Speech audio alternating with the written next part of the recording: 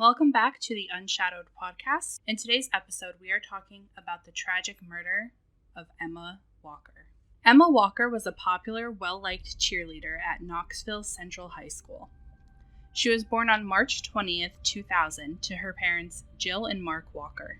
Emma was a beautiful and vibrant young lady.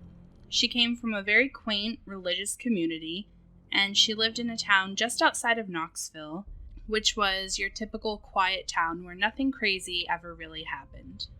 Although Emma looked like the average cheerleader, she was so much more. She had a huge heart and loved to spend her time volunteering. She had a large group of friends, and everyone who knew her had nothing but positive things to say about her. Emma was known as being a very kind, very generous, nice girl. And as I said earlier, she was a cheerleader, and she took cheerleading very seriously, especially because she was the only freshman who made it to the varsity team. Emma was described by her friends and family as being a natural-born leader who had a really high vibe energy, and she gave her all to everything that she did. Emma was also an outstanding student. She worked really hard at school and just about everything that she did.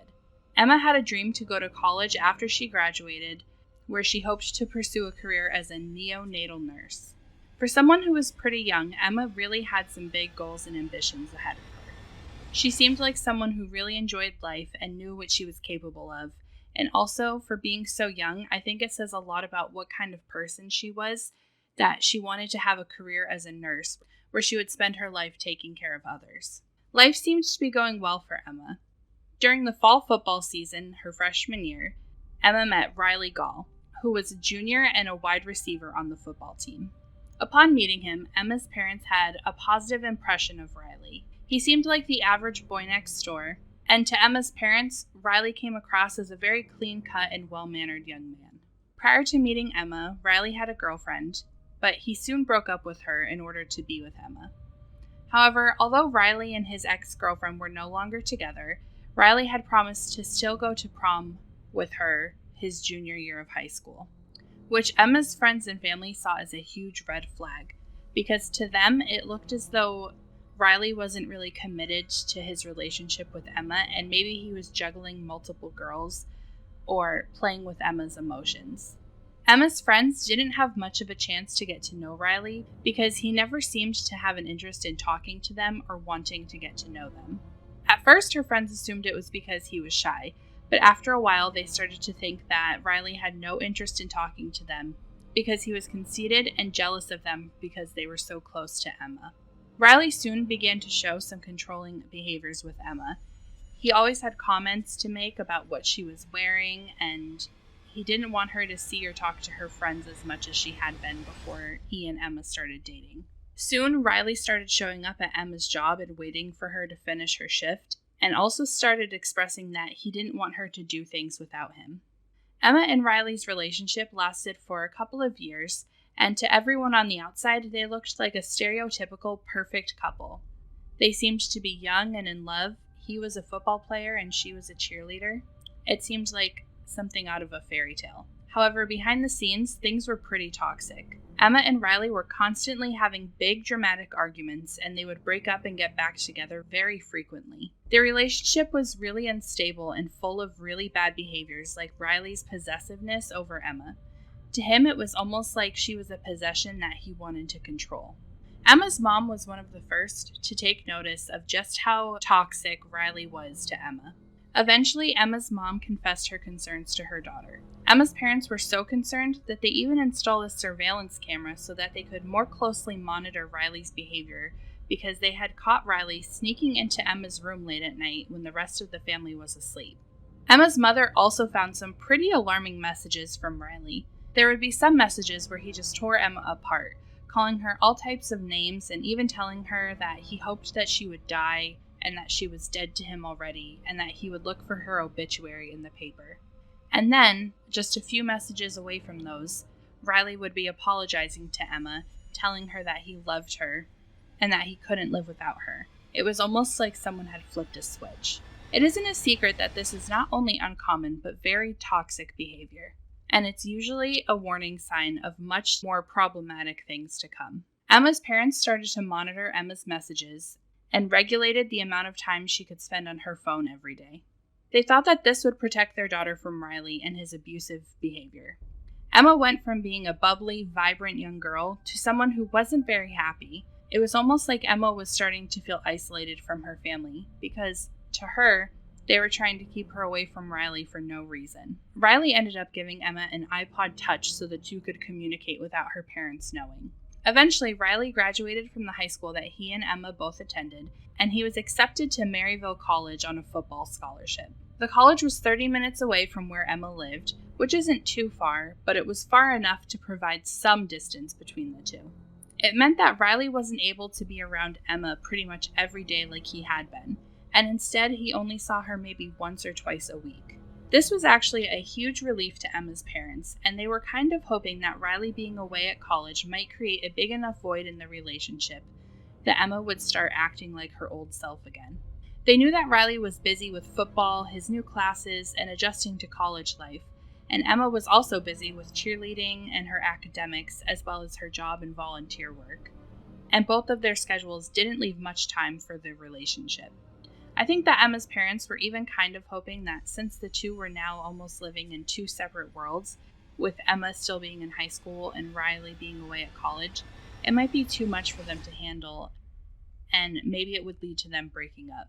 They haven't stated that anywhere, but that's definitely what I would be hoping for if this were my child. However, this isn't what happened at all. In fact, Emma and Riley seemed more determined to see each other than ever. On October 30th, Emma's parents received a phone call stating that Emma was caught past curfew.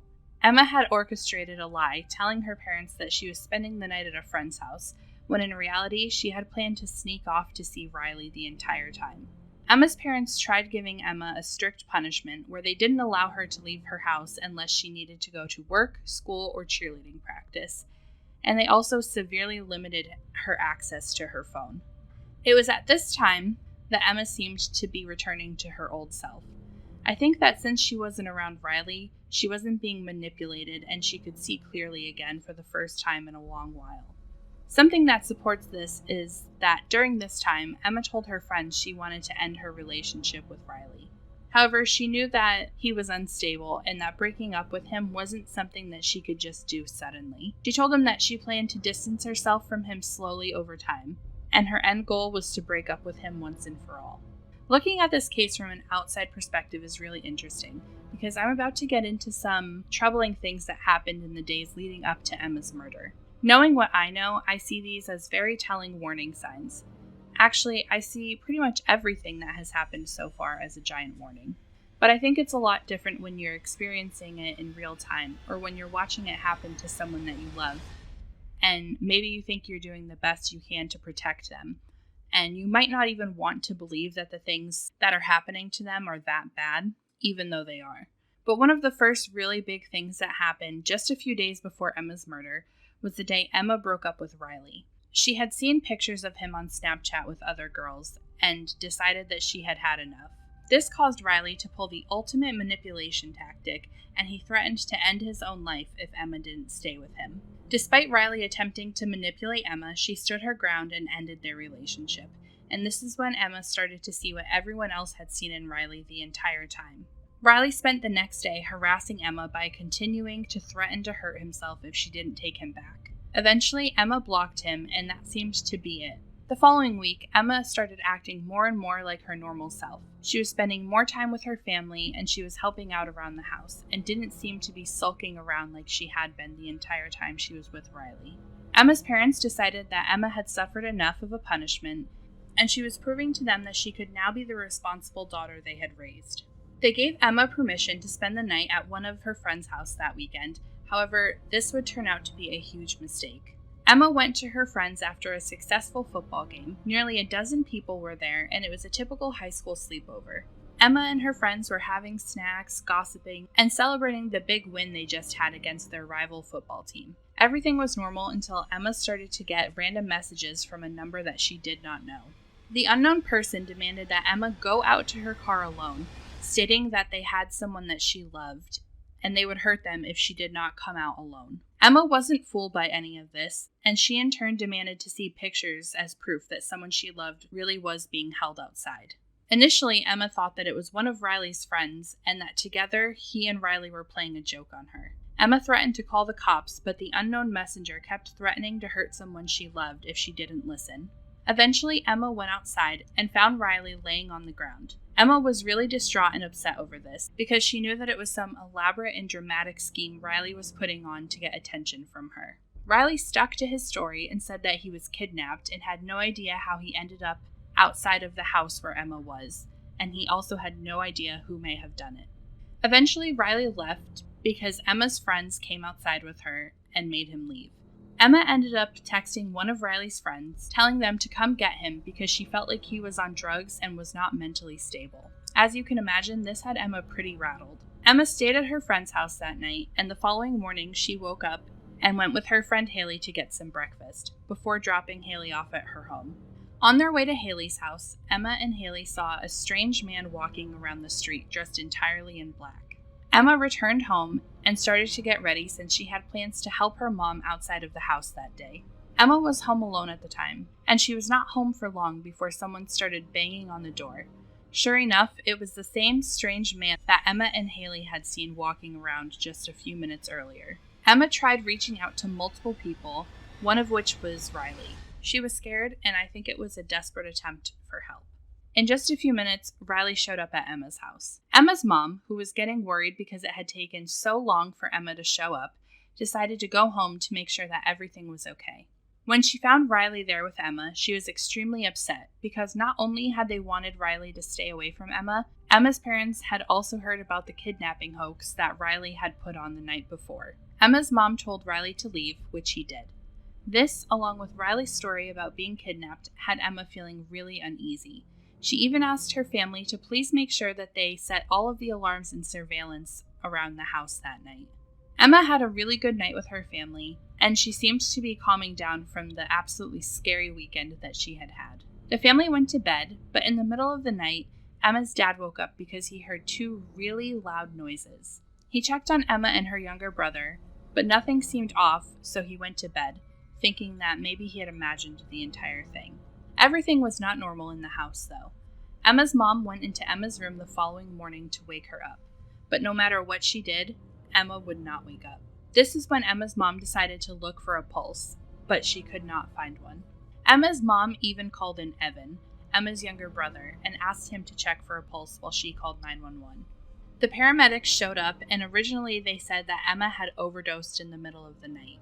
However, as the police began to investigate, they found two small holes in the wall right near the corner where Emma's bed was. The holes turned out to be bullet holes, meaning that someone had shot Emma in her sleep through her wall. I'm going to backtrack a little bit because there are some important details that we haven't yet talked about. The Friday after Emma broke up with Riley, Riley's grandfather had driven out to Maryville because Riley was having some car troubles, and the two planned to switch cars because Riley needed a car for that day. While Riley had his grandfather's car, he stole a gun that his grandfather kept in a holster underneath the seat. Once Riley's grandfather got his car back, he noticed that the gun was no longer there, and he initially was concerned that Riley had stolen the gun to use on himself. The grandfather called Riley's mom, and when she confronted Riley, he said that he had no idea where the gun was and denied taking it. Riley's mom even went into Riley's dorm to look for the gun, but she wasn't able to find it. So now we know that Riley has a gun in his possession. Another interesting thing that I'm sure we've all figured out already is that Riley was the man dressed all in black who tried breaking into Emma's house. Emma's friend Haley saw that Riley had parked his car by the community pool, and she knew that this is the same place that he would park it when he was sneaking into Emma's room at night. Haley texted Riley and asked if he was in the neighborhood, which he denied. Haley saw Riley return to his car and change out of the all-black outfit before he went to Emma's house pretending to be her protector. Riley wanting to be seen as Emma's protector is something that will come up again later on. On the night of Emma's murder, Riley returned to his dorm briefly. Riley tried calling and texting Emma, and it is reported that Riley had actually called her 40 times and left her more than 24 messages, both voicemails and texts. Riley's cell phone shows that around 12:30, he was making his way back towards Emma's house from his dorm. On his way, Riley called his friend Noah and asked Noah if he had any idea how Riley could remove fingerprints from a gun. Riley had been in Emma's bedroom many times, so he knew exactly where her bed was and where her head would be. After shooting into her room 2 times, Riley returned to his dorm around 4:30 a.m. News spread about Emma's death immediately. Riley instantly started posting on social media about Emma, playing the role of the grieving boyfriend. When people started questioning Emma's peers about who might want to hurt her, one name kept coming up again and again, and that was Riley's. Police began to question him, and Riley acted so strangely during his interview, he kept referring to Emma as the girl rather than calling her by name. Before police had ever insinuated that they thought he was a suspect, Riley said that he hoped that they would never suspect him of being the one who hurt Emma. Riley's friend Alex had spoken to the cops and told them that Riley had a gun in his possession. Once Riley was done being questioned, he texted Alex asking him why he snitched on him, to which Alex said that if Riley didn't do anything, then he had nothing to hide or worry about. Eventually, Riley told Alex that he did have his grandfather's gun and needed to get rid of it. Riley, Alex, and their friend Noah, who is the one that Riley called asking him about how he could remove his fingerprints from a gun, all got together to dispose of the murder weapon. What Riley doesn't know is that Noah and Alex had already gone to the police and agreed to help the police catch Riley by wearing wires. A video camera was put in a key fob, and Alex's car had been bugged so that they could record the conversation on the way to disposing of the gun. Alex and Noah did a really great job at playing it cool, and it was so brave of them to do this, and I just have so much respect for them for putting themselves at risk to help bring Emma justice. So the 3 boys went and got the gun that Riley had stashed at his stepfather's house, and then they went and stopped for something to eat. They ended up pulling over, and Riley pulled out the gun to show Alex and Noah. Noah texted the police and told them that he had seen the gun, and this is when the police moved in and arrested Riley. The police were able to match the gun to the one that was reported stolen by Riley's grandfather, as well as the shell casings from the bullets that had been found outside of Emma's bedroom in her yard. Riley was arrested and charged with the first-degree murder of Emma. And while in court, his defense tried to argue that Riley did kill Emma, but it was unintentional. They said that Riley once again wanted to create a scenario where he would be able to come to Emma's rescue so that she would continue to view him as her savior and protector. The defense said that Riley intended to shoot into the house only to startle Emma and that it was never his intention to kill her. Therefore, they hoped that he would be charged with a much lesser crime. If Riley could be charged with reckless homicide rather than first-degree murder, he would only have to spend a few years in jail as opposed to a life sentence. This didn't work because Riley was ultimately found guilty of first-degree murder, and he was sentenced to life in prison. Because of Riley's selfish actions, he destroyed not 1 but 2 families. Emma's family will forever have to carry the grief that they feel from having their beautiful daughter ripped away from them, and Riley's family will have to live with the shame and burden of his actions. A scholarship was founded in Emma's name, and there is also a dog park named after her, as well as a room in the NICU unit at her local hospital. There are many charities and events held in honor of Emma in an effort to raise money. There is no denying that Emma's death was a senseless tragedy, and it has left her friends, family, and community with more grief than they can bear. At the end of the day, the only person to blame for Emma's murder is Riley. But I hope that others can take this case as a lesson about red flags and signs of abuse in a relationship. I think that Emma's family did what they felt was right at the time, and they probably never imagined things would escalate the way that they did. And Emma was so young, and there's no way she could have known what Riley was capable of. I've seen a few people say that Emma and the people in her life could have done more, and I just need to say that victim shaming is never okay and will never be tolerated. The only person responsible for Emma's death is behind bars where he belongs. I know that justice can never really be served in a case like this, but I think it was served as much as it can be. Let me know what you guys think in the comments section below, and please remember to keep it respectful as always. I'll see you guys next week with another episode. Until then, please give this video a like and subscribe if you're watching this on YouTube, and if you're listening to this podcast on services like Spotify and Google, then I would really appreciate it if you would rate and review the podcast.